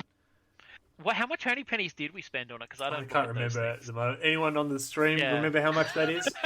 Because I've gone from using a jar, from a cup and stuff like this, and I was going, nah, this is going to be pointless. But I went, all right, you know what? I'll give it a go, and I don't regret it at all. It's just an awesome. I know it's just a water pot. It makes no sense, but it is $15. $15 water pot. Yeah. It's got the ridges to clean out the brush. It's got the little funnels to straighten out your point, to keep your point, and even a resting place, which is good because I usually end up putting them in my mouth to rest instead. So it's actually, I could do that instead. My only criticism of it is because of the way they've given it a flared base so it doesn't fall over, it doesn't fit in the water pot holes in my Citadel painting station. Oh. My old Citadel water pots do. Yeah. So that is my surprise. I've got a hole saw you can borrow. I started out with a Play-Doh pot, those little yellow. Oh, yeah. Big. That's what I started with. I now just use a Montmartre one, which has got something similar. It's got like a graded mesh underneath the waterline, so you just brush like that. The paint comes off so easily. Yeah. I've got a park side to repair it. This bit goes up top, so it plugs in like that, and you hold the brushes in there, so point down, so the drip's into there, so no mess. I have a little teacup that I use for mine. You can see that it's red. It looks like you've been drinking tomato sauce. How many times you drunk it? Mate. Yeah. Yeah, well, I've been painting red Tyranids. I mean, come on. Horrifyingly, army green one, which is a plastic coffee cup, which I got horrifyingly, I started out with a little fucking Vegemite glass, and I've still got it. I found it. I haven't used this thing in like 20 years. It looks like you need to put some meso in it. It's a bit like it's clear glass. Like it's also army it does green. Look like there's still Vegemite in there. Brilliant. There's a lot of dust in there. Holy shit. No, as I said, I was surprised by how good the water pot is. I was very skeptical. Still gave them my money. But yeah, I think it was worth the pennies I paid for it. No. Yeah. Can't do it. Same, eh? It's surprising good. Yeah. But if you've got one that's got the ridges, and that's the bit I love, is the ridges to clean that pot out. Yeah.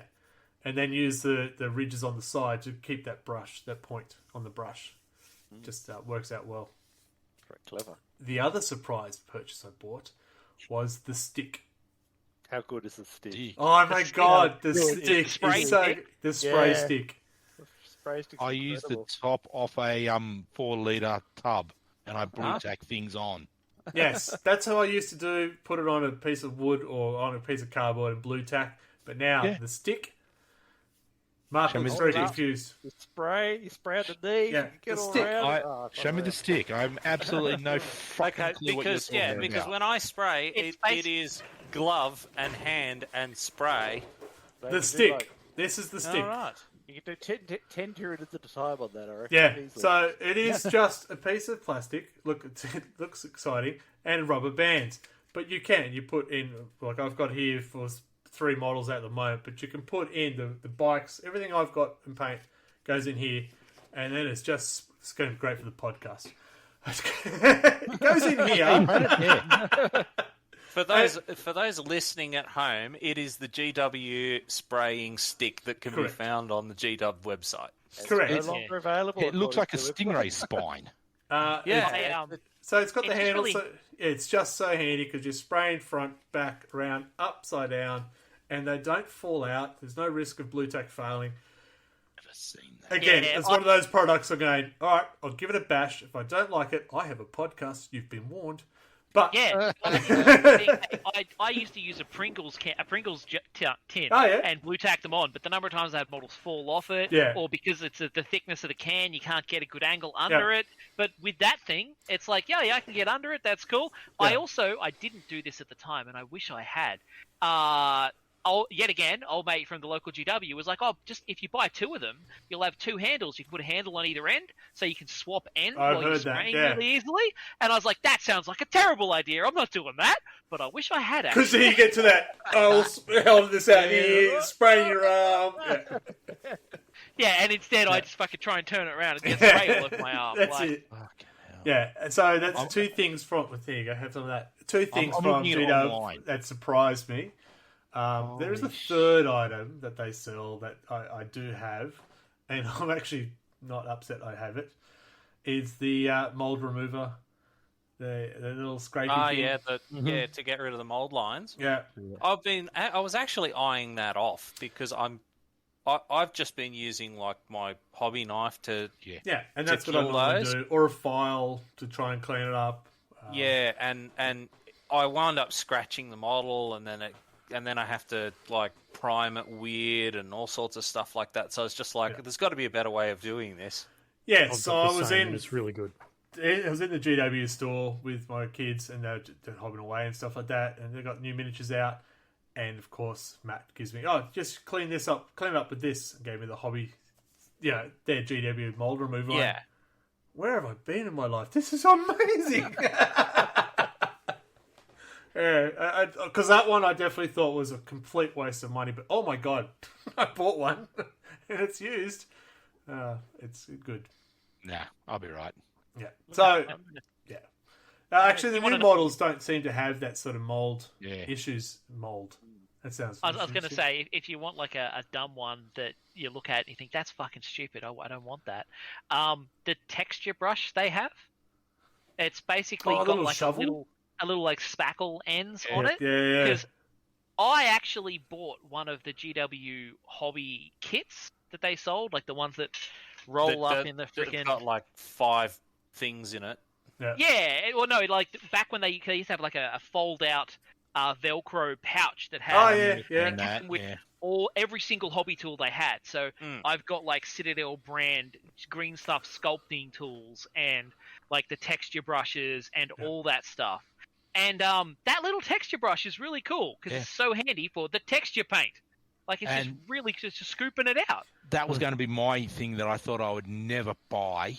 And I did once I started playing because I was using a paddle pop stick or the end of a broken brush, and it's like, all right, I'll pop in and pay for it. And the 2 ends, I'm going, I don't need 2 ends. I can do this with the thick. Fuck that shit. The pointy end is good for the pointy up close parts of the leg. The big end's good for scooping it out. Yeah, I use old brushes. That's what I've been doing, and honestly, I've been considering upgrading because I do find it a bit on the messy side when you start getting around feet and that. And I've been covering it by going, well, they're in the mud, they're fighting. Yeah, so... and that's what I used to go. That's my theory too. No, it is my surprise tool that I thought would.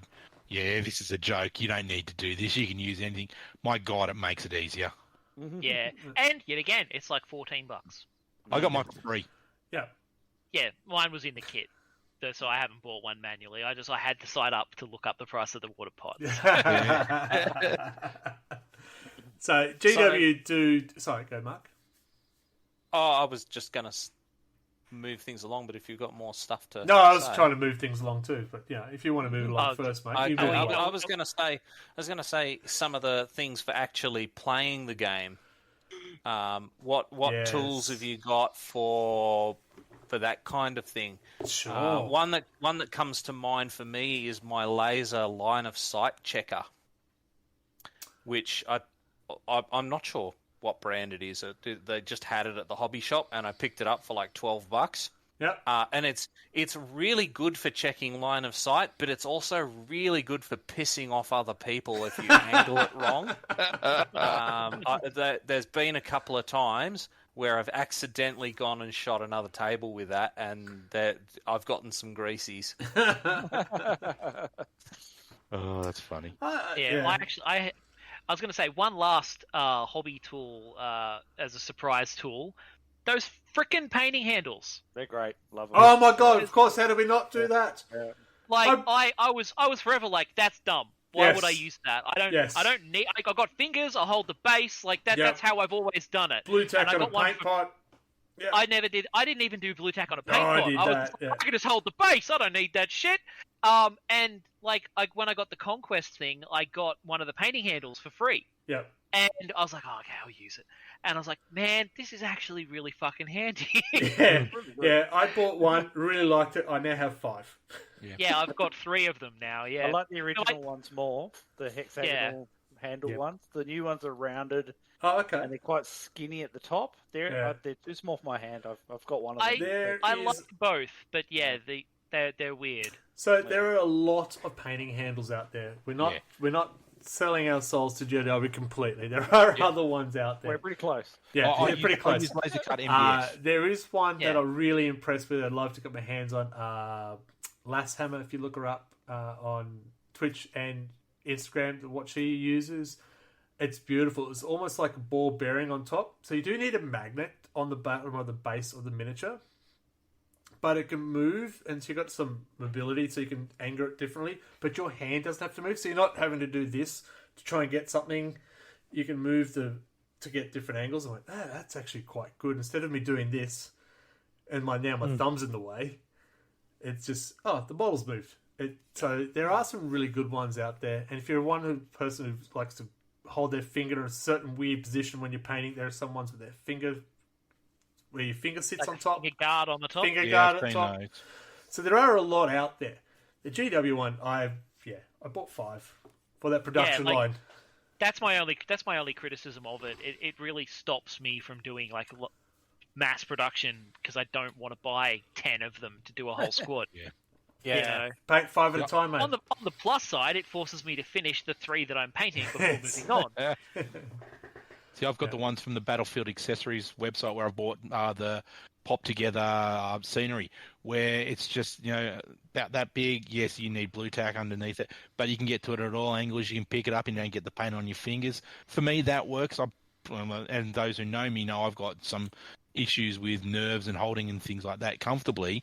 For me, it works perfectly because it's got a larger base down the bottom. So I don't need the G-Dub one. This one works fine.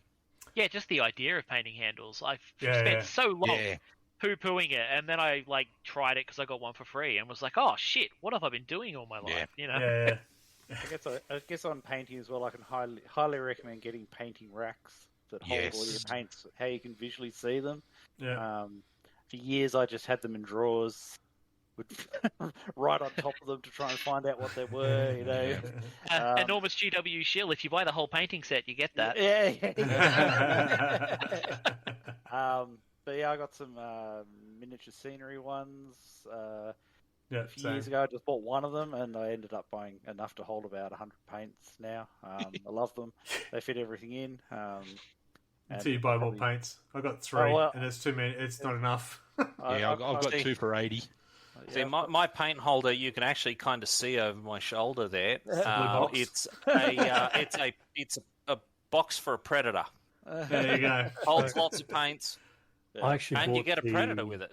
I actually bought the Citadel craft box, the big one that had the stand for the paint and the slots. Yep. I actually love that. It actually, when I travel, clips in, bang. It's really good. Yeah, you can see the MDF ones of mine at the back there. Yes, they can, podcast listeners. Yeah, they're really beautiful cam pots. You can see all the finished MDF layering, and it's so beautiful. Yeah, All the colours in the bow, man. It does works for me. As Anthony said, it does make sense. If you can see the colours, it will help you a lot better than trying to look at the tops and stuff like that.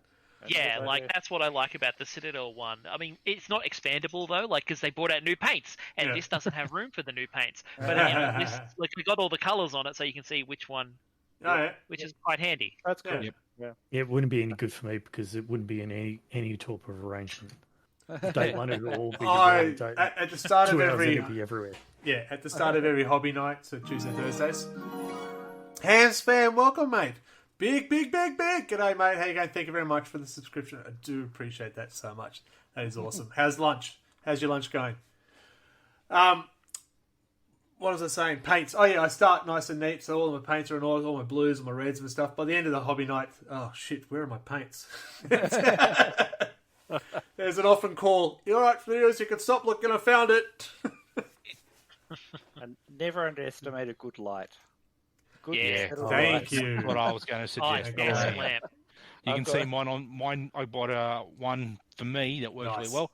It's got the LED circle, so it gives everything that good view. But for the old fart, because I can't paint with my glasses on, it allows me to have the magnifying lens. Okay.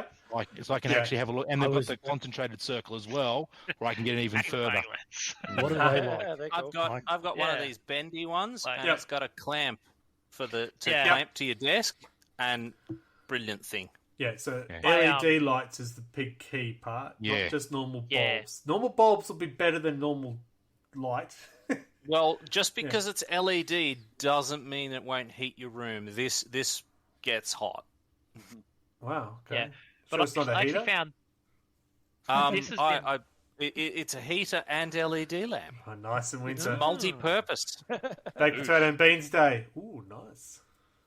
But yeah, like the it's got like a light on it. Yep. So I've seen people use it. I know. and a magnet, I can actually take that out and put different magnifications in. So it's you've actually got like a something jeweler's like that. headset. Yeah, because they were being advertised at me on Facebook, and I was like, yeah, I'll buy that. Yeah, I I've actually always got too. two. One for my wife, so she can do crafting with hers, and I can do painting with mine. I almost bought one. Mine. Yeah. Yeah, I'm And intrigued. I now wanted to I'm know wasn't what sure. it's like because I know one of the mates, Buddy Minis, he uses one when he's painting and stuff, and his paint is pretty damn impressive. So, is it because of those glasses, or is he better than me? I find that it's like, especially with the little lamp on it, it's really handy because then I have a light source from where my eyes are. Yeah. So it And you makes it can't easier block to. it. It makes you can't block it. You can get under things more easily because you're not going with the lamp going oh. Yeah. You know. Worth But a yeah. try. Yeah, interesting. But at least get. Hang on, Hams fan bought one of those headsets too. Found it good. There you go. Yep. There you go. So I'm intrigued because more intrigued because I have to wear glasses and want to look at things close up. So I just think with those lenses, how would that work? Well, if you look at it, there's a gap, Yeah. right? So it's like this is on the bridge of your nose, and this is sitting further away from you. So you're saying I can And you still can wear my just tilt it glasses, to put wherever. Probably. and people can start calling me 6 eyes instead of 4 eyes. Yeah. Like it sits kind of further forward on your Yeah. nose. It's not all the way back, Okay, and also because it's like up here. interesting. So I mean, it might get in the way of the glasses, but yeah, it's really handy. Can you Oh, put I'm the sure glasses all someone the way out of makes the way? one. Hands fan's just saying it's not the glasses. My painting is still weak. So basically, you just told me that Buddy Mini's just better than me. Thanks, Hams fan. Like, can you flip the glasses all the way out of the way? Yeah, like it flips all the way up and And all the way down. they don't get in the way of the light when they're out of the way, or No, like when they're up there, the light's still shining over, and it can flip okay. all the way in too. Because Yes, sometimes, and also they just clip out. even better. 'Cause So- unlike Blindy Locks, I don't need the glasses for inside in close. Even like that's Yeah, a zero magnification, and I still find that helps. Cool. So like it comes with a bunch of different magnification Yeah, levels. yeah.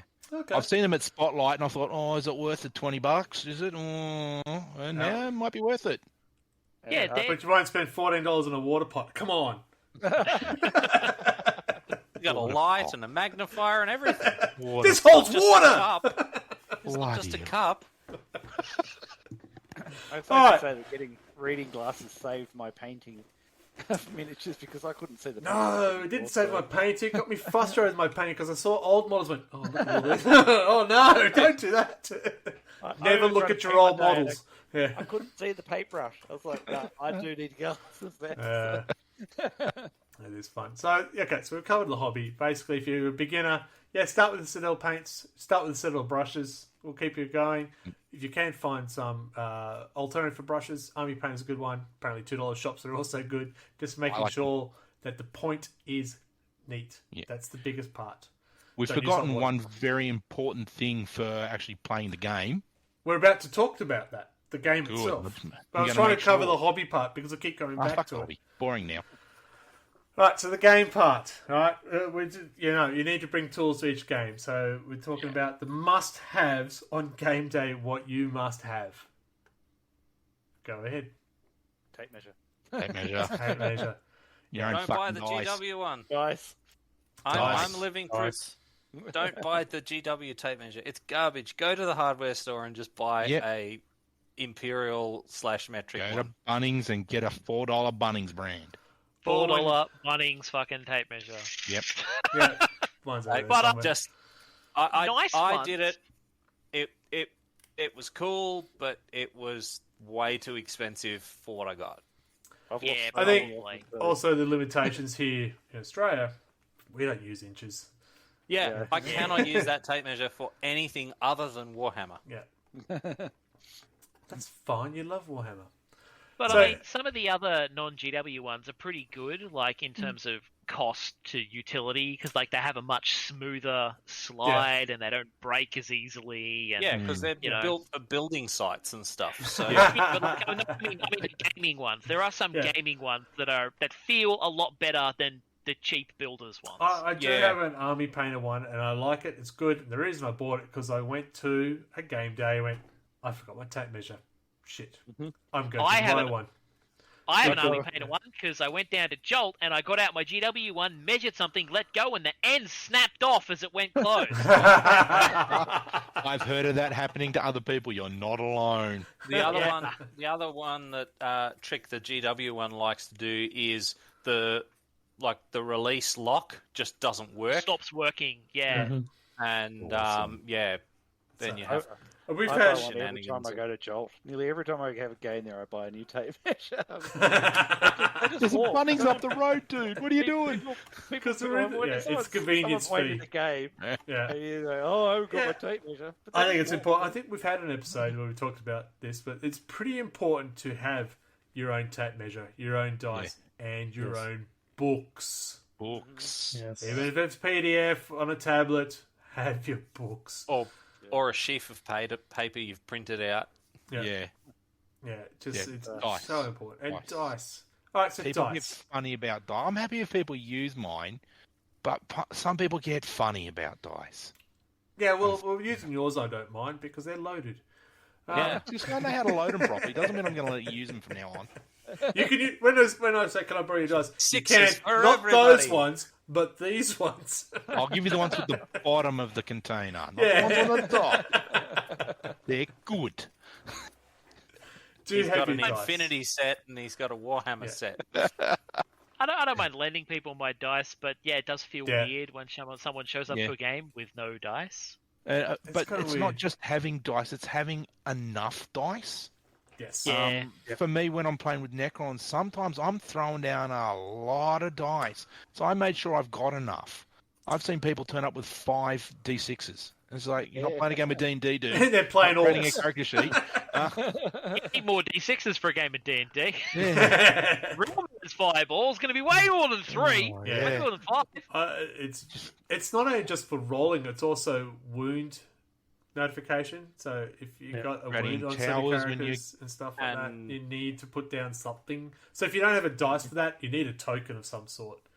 Then I'd also recommend not just 6s. I have in my set 2 D12s, so I can count certain things. I have a couple of 20s or percentile, so I can count the victory points as I'm going along. Yeah. Just makes life easier. That way, hang on, I got 3 in the last turn. I was 21. You don't have to worry about adding. It's just, all right, click. A pen and paper is probably very important. Yes. Yep. Probably Because I don't is. need to count my points with dice if I've got pen and paper. Correct. Yeah. When we can't rely on Adam to count, we know that now. Oh after the my god! weekend. Just watch yesterday's kill team. Just fast forward to when we got 5 to minus 11. 5 minus 11. It's 11 That's- minus 5 equals 8. That was good. And it was on my Twice. favour. He did Twice. it twice. Practically straight after each other as well. No, but I did No wonder play, I lost. Yeah, I did play Gave on Steve, and he had something like an Etch A Sketch one, Ooh. and it was like Oh. instead of pen and paper, it was Etch A Sketch, and it was Yeah. it was on Etch A Sketch, but it was something like that. It was really good. You know? That's funky. Yeah. I'm just seeing the old Etch sketch trying to do the little knobs. You mean more like a, Oh, more like shit. a pad where you could write on it and then Yes. blank it. Yeah. Not on the Etch-a-Sketch, Yeah, but one of that- those like magnetic blankable Yes, slates. magnetic writing thing, but it was Yeah. really Yeah. good. He had it. It was great. Now I want to see him do the Etch sketch just for. Hey, if you're a ninja with those things, you can do some pretty good stuff. Yeah, clicker count is useful if you have summoning points to do with. Yes, good point. Or anything that you've got something how to measure those sort of things.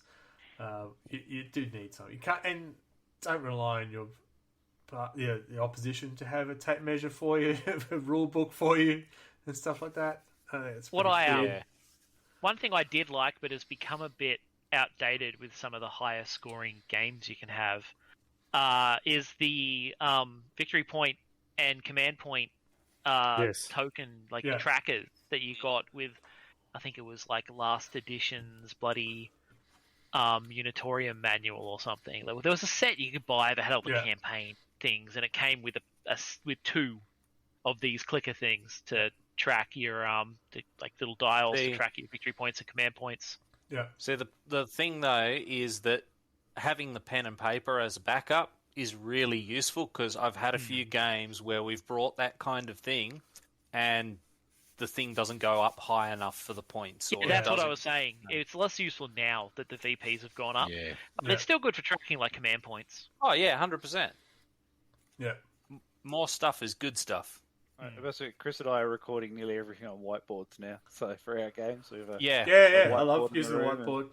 Yeah. we have our. I think even having magnetic. I can make a tokens for your- whiteboard here. Yeah. For the command points, put your magnetic counters on there for your command points and stuff like that. So you just pull them off each time. But yeah, it was. It's. We're also going to stick some of the rules up there as well, so you can actually you don't have to I flick like through that. the book to find the rules, Yeah. and especially things like secondaries, and just have them all clear and Okay. easy to find. That's actually a really good idea. I've got a whiteboard, like a big one for putting on my wall for playing D&D, but that would Yeah. totally work for Warhammer. Yeah, we've done it a That's couple of great. times with the Baron. He's got a whiteboard at his place, so we put the secondaries up so we can clearly see what's going on with the second. And more importantly, we put on the scenery. So that piece of scenery has these statistics. Aren't secondaries supposed to be secret from your opponent though? We've never played that, Turn but yes, turn I've one, been sure, right? Because I've been like, they're You meant to selected secretly. But selected I'm not- secretly. Yeah, it comes out of deployment. You're Yeah. supposed by Oh, deployment. you are supposed to tell them in deployment? after deployment. Yeah. Okay, I couldn't find where it said you were supposed to tell them, and I was like, "Are we just supposed?" It Yeah, was something that just whereas- bugged me about it. Whereas usually we just like when I play Greg, it's just goes, yeah, let's Yeah, just do put it this, up there. what are This is you what I'm doing? doing.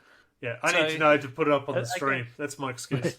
Kind of where I fell short in the game against Chris with the Harlequins, where I chose Because he the knew killer you had character. it. So he chose the character on top of the hill with the big gun. Yeah, On a really, really, really, really long board, which I was never going to get to because we were paying like the full size board for Onslaught. Yeah. Yeah. That's just if we'd hidden it at the start, he might have chosen a different character at the start of the game Well- or something like that. But I don't think he would have. Yeah, which is what I thought was the point of it being hidden was because Yeah, some of so them you are like, can't play against these it. 3 models need to be killed, and then your opponent can just do that shit. Yeah. Yeah. So, It Look, could be, uh, but because we watched so many battle reports to tell us all at the start, we might have just assumed it. But I'm It sure the doesn't- viewers would tell us if we're meant to I'm tell. pretty I'll, sure or- I'll all go the- double check that later. I'm pretty sure in the mission section it says choose them and then reveal that after deployment. Yeah. Yeah, I remember reading something So about to it. get back I'll off have to double rules check. lawyering, Yeah. what about bringing your models in?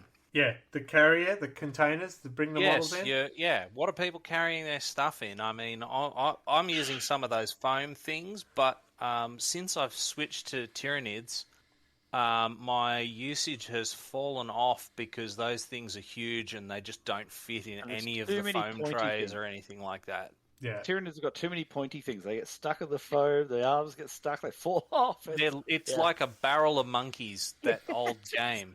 Yeah. I have 3 different cases, depending what army I have. I got a nice big wooden one for all my tanks to fit in, another bigger one that fits vehicles and infantry, and then another one that just does infantry. That's the constant fight I have as to how to transport. That's why I tell everyone to come here to play. I have a lot of the Citadel boxes and stuff like that, but last year for Christmas I bought, and I'm actually looking at the website, it's a Melbourne-born company, and it's Magnature cases. It's like a little metal thing, and it stands up, so you just pick it up on a carry case, just walk it in, slide out the trays, bang, on the tables. Yeah, it's like a hard, solid suitcase, but everything's magnetized in it. So the trays are metal, and the miniatures just have a magnet on the bottom of the base. Yep. Oh, Yeah, because I've seen a lot of that sort of stuff advertised. But yeah, I'm hesitant to chuck magnets on the bottom of my Tyranids. Everything. Because I'm literally gonna be Magnet Man and buying 5,000 of these things. Magnet Man. I was really surprised with these because I went, demons and all that. I've got to have a lot of them, and I can actually fit almost 3,000 points in this thing. It's actually quite big. And that's what I was concerned about, the Horde type army. How would that fit? 70 poxwalkers. Oh shit, that's half the box. No. Yeah, because I mean, you've seen how I rock up. I've got 2 drunk, boxes disorderly for vehicles that I've filled with big Greeblies, and then I've got like a foam case for the small stuff. Yeah. So which is kind of strange because I'm protecting the small cheap models, and the big ones can just be like blown with the wind down the street. I mean, I'd have to brush off my shield badge again. I use mostly GW transport cases, but yeah, it's a problem with some of the bigger vehicles because it's hard to get them in there. I did get that really, really big one they released a couple of years ago. I think they released it, but I got that for my 30k guys, and that fits like a lot of tanks in the base. And with the new ones with the foam that isn't like stuck down, you can kind of move the foam sideways. It's got a lot more variation in size, which is really handy. I think most of my NIDs are in one of those boxes, but they're a lot better than they used to be, the GW ones. But like, for example, my Imperial Guard are in like Gale Force cases. I think they are. I bought them like 18 years ago at CanCon or some shit. I know before I cared about my Drakari, it was just thrown on a little dinner tray thing. Yeah, fuck it. I've got a whole different stack of these, different sizes, different shapes. So for the podcast listeners, it's a big black thing with handles. That's like a screw organizer from the hardware shop. Yeah, correct. But I've got ones that are big enough to fit vehicles. So in concern of my Necrons, I can fit a monolith in one of the ones I've got. That's big. Wow, that's I know.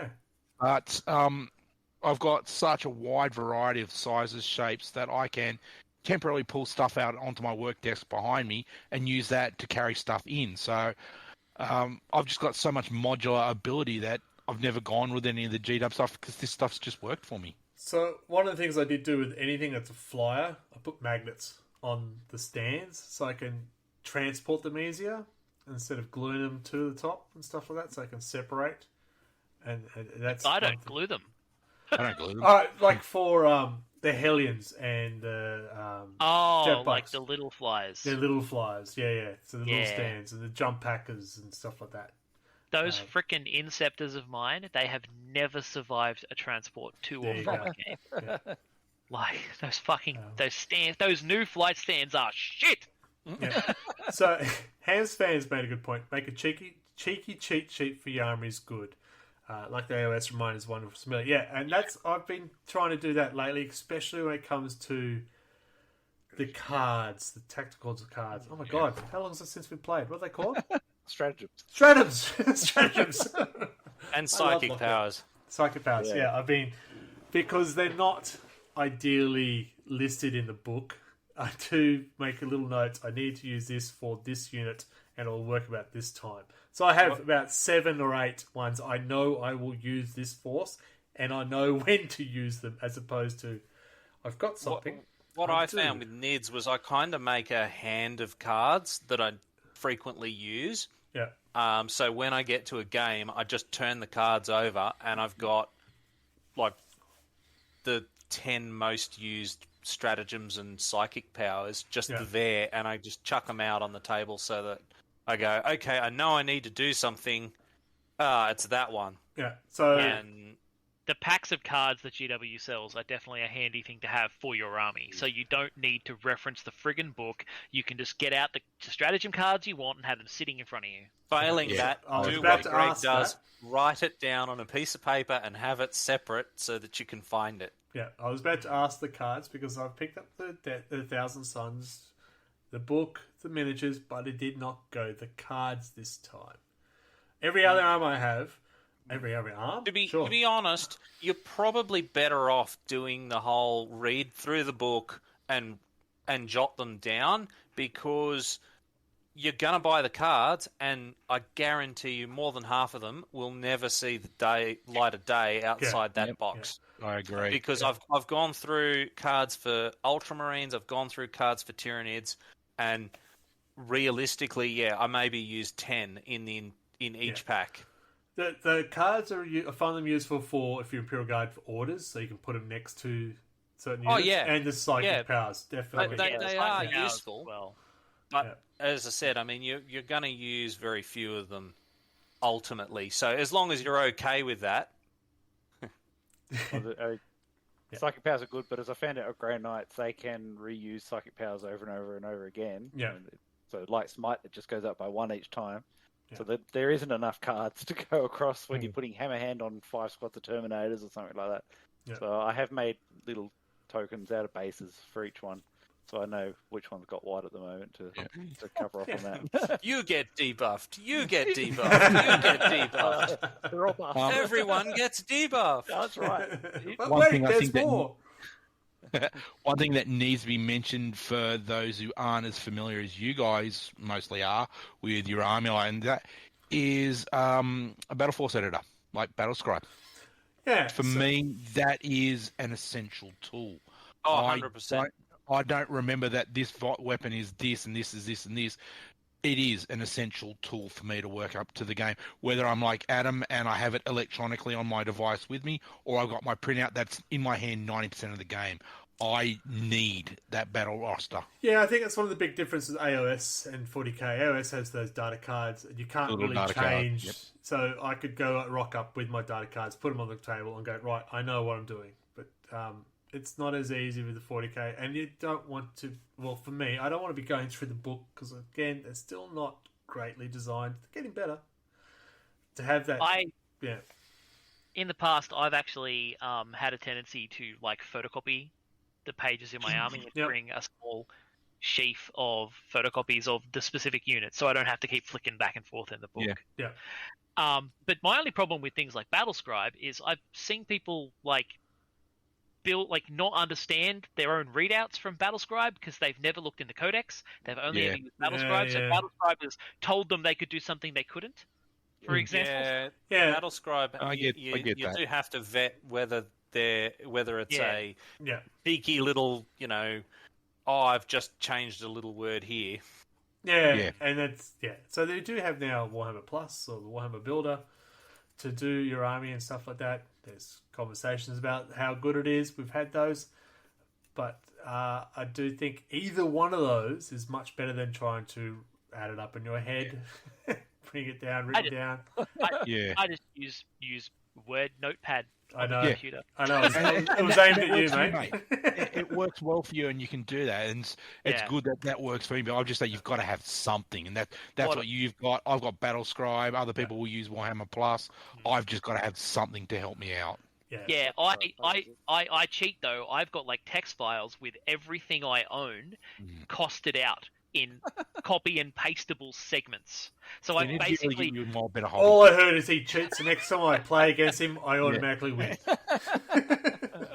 So I'll be like, okay, I want that unit in there because they've already got the right gear for them, and occasionally I have to go through and recost everything. Yeah, and that's how I use Battlescribe too. So okay, here's my units, but every time there's an update, I just got to recost them and make sure it's still legal. Yeah, and that's my big thing is remembering. Oh shit, I've got to have so many of these, and I've got to make my leader this one, and what stuff I can put to with things. So it's essential, absolutely essential for me. Yeah, it is super handy. Tool that is really handy to have to bring to a game: objective markers. Yes. Don't rely on the other person. Just beer caps. Yeah, the number of times I've showed up to a game and neither of us have bought an objective marker. And I win! I have 2 different sets with my dice. Warhammer 40k, the quest for objectives. Yeah, and there's a lot of different groups who do them. I've got multiple sets from various companies. I actually have a GW objective marker set, but I haven't built them. Some's got some metal ones. I've got. I think I've got metal ones. I've got cardboard ones. I don't trust myself to have fancy ones. I just go beer caps because they're a renewable resource. There was true. a lot of and guys. At the end of the game, it's weird how you got 12 objective markers at the end of it. A lot of guys I used to play at 3D6 with, they had these like plastic, like fluoro plastic clip together ones. Yep. So they just like clipped into a little base, and they were just really, really visible because they were made out of fluoro plastic. Yeah, they were handy. Lately, that are quite big circles. The big circle is to the radius. And it shows where you're actually inside the objective as well. I do like those. Cool. Yeah, I want those too. I'm trying to work out how to make them without expense. Yeah, I'm sure there'll be some available somewhere. I'm sure. We will sponsor you. No, we will spruik you. That's the word. You sponsor us. I think potentially another good thing to bring to the game is just an understanding of what your army actually does. Maybe you've just read the rules a little bit beforehand. What crazy stuff are you talking about? That's how losers play the game. Just make shit up on the spot and go, I do 3 damage for each hit automatically. Yeah, it's a fair point. Yeah. If you've got an army that has a lot of choices of weapons in a unit, maybe start small and maybe have only 1 or 2 choices till you start learning. Yep. Even when you learn, just stick to chainsaws and bolt pistols and just play Blood Angels, really. Necrons. What's the best Space Marine army and why salamanders? Or just play Tyranids. There are no options. Or Demonids. That depends on your edition, though. Like, knowing your luck, next edition they'll come out with, now you can do biomorphs again, and now they do have too many options. Yeah. See what they are starting to go down that route. Yeah. I want to sell my Tyranids before the next Tyranids Codex comes out because I'm going to get inspired again. If anyone's interested in buying a Tyranids army, contact us at. Hey, Starship Troopers was awesome. Yeah, it was fun. Starship was fun. No, it wasn't. I should have won. We should have won. Yeah. We won! Yeah! All right, so let's wrap it up. Okay. Essential tools for the hobby. Yeah, okay, sorry. One more thing. When you're playing against people like me who don't remember the rules, don't have the experience of the game, a bit of patience is always nice. Oh, yeah. Yeah, but that's not a tool I can sell anybody. Yeah, I know. That's but I'm a very anxious player. I make a lot of mistakes, and because I don't have the history that you guys do, but a patience to be able to understand that your opponent is not always going to be as skilled as yourself. A conversation. And you guys are really good at that. Yeah, a conversation with your player before the game probably helps. I'm going to admit, the funnest game I've ever had was actually against Anto playing. Was it your demons or your nids? Against my crods, and it was the first time I'd ever encountered a flyer. And now Anto could have wiped the floor with me earlier than he did, But he actually explained it was my only loss that year. But he actually explained it. He wasn't a real dick about it. He actually worked me through how to understand how to play against flyers, and it was nice because I had no fucking clue.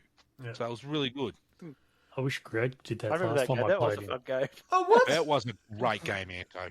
I haven't played you since then, I know. No. I'm not playing ever again. And I've never played Michael, ever. Adam just really never played.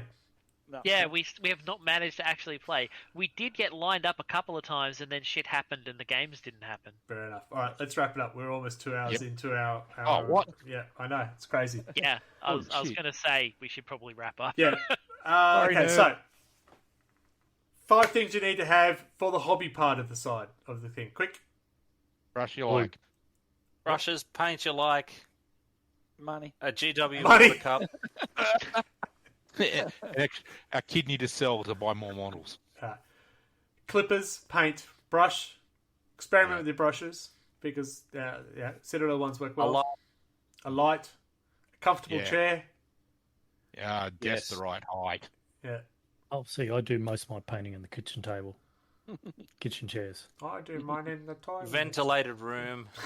Oh, so that glue. you don't die. Glue. Lots of glue. Lots of glue. This is a big 5. I know. All right. Just pick once. On the hobby on the gaming table. Tape measure. Dice, books. Dice. Yeah. More dice than you can throw a stick at. Yeah. More rigged the better. Yeah. Clear as mud. Is everyone educated now? Mm-hmm. Yeah. Yeah. We have no idea what we're talking about. If anyone else has any ideas what you think the tools of the hobby you should have, now's your chance because otherwise we're going to sign off. It'd be interesting. Yeah. Or you could actually, if you're not sure, if you want to think about it later, you can put your messages on our new Discord channel. I know, it's finally here. We've been talking about it for at least 20 minutes, and it's finally here. There is a link in the chat. Yes, please, you're welcome to join us. There's only really one strong rule. Don't be a dick. Okay, I'll leave the channel now. It's there for me to remind myself. There you go. It is My for the rule for moderators, that's correct. Yeah. Yeah. But yeah, you're welcome to join us at that Discord channel. We're trying to build a community there. We'll have more conversations such as we're having here, the 6 of us just having a bit of a gander, have a yammer. A gas bag? Yeah, we've got a gas bag. Sure. Or rambling, Matty. Rambling. It's rambling, let's be honest. I don't know what's going on. But thank you for joining us. Thank you very much, Hands Fam, for the subscription. Thank you, Isabel, for your subscription as well. I always mutilate your name, but you'd love it. All right, so we're going to say good night. Oh, wait a minute. Does anyone have their socials that they would like to advertise right now? Oh my God, I have socials. That's right. You can find me. I've been waiting years to say. No, I haven't. You can find me on Instagram as monolith.rlg. I am just starting to build my stuff up there for ideas on how to really crappily paint. Have a look at what I've got. You're Mr. 400 person. Yeah. Thank you. Pulled us 40k to have a look at my many growing armies. Please come along and have a look. Pronto, you've got one. Oh, yes, I do. It's Pronto 40k. I've got a successful 22 followers. I've got 3 and 2 of them are in here. And of course, you can find my Instagram, which is redbellyblack, and you can also see how jealous I am because I don't have 400. Bastard. Blood Angels. Sorry. There's so many people. So that's it, first ones. You can also catch us on our RLG socials. So I'm going to ask Michael what our Facebook one is. That'd be RLG40K. Yeah. What about Mark? What about our other Facebook one? Other Facebook one? I don't know the other Facebook one. I thought there was only one. It's the only one that counts for this stream and this podcast at the moment. What about YouTube? The other Mark? We have a YouTube? That's easy. It would be Wobbly Player Syndrome, wouldn't it? No, it's not. No. Oh, no. I don't go on YouTube. That's RLG, Real Loud Gamers. Thank That you. would be it. I knew that was the name for our other channel, but oops. Anyone have any idea about the Twitter? You have Twitter? That would be at RLG Oz Gaming. Thank RLG you. Real Loud Gamers. I'm glad we got some people who know what the fuck they're talking about here. There's no more hints at the bottom It's of the no Twitch screen. advent. Oh, Facebook is RLG40K. Yes. Well done. And yeah, there is a hint. It changes. Look at that. Twitter, RLG Oz Gaming. Look at that. It changes. And you can obviously hear our podcast on any good podcast service. Look, make sure you look up Probably Player Syndrome or watch this on YouTube. I think that's it. I think we're done. Yep, we are I done. can find Darkmane on the beach with your sandcastles. It's fantastic. Make sure you get enough water to moisturise it so it's easy to don't hurt your hands. Adam, please start signing us off. Oh, me? All right. Yeah, say good night. everyone. Yeah. Good night. Anthony, Good night. Thanks all. Marks, Night, everybody. See you, bye. and I say good night too. I'll see you Tuesday night for my regular hobby night. And Radio Mike. Good night, everybody. What a pile of tools! Whether it's a $2 brush, a $14 water pot, or some fancy $70 brush, there's a lot of options out there. Really, it just comes down to what works for you. So, join us next month for more Wobbly Player Syndrome!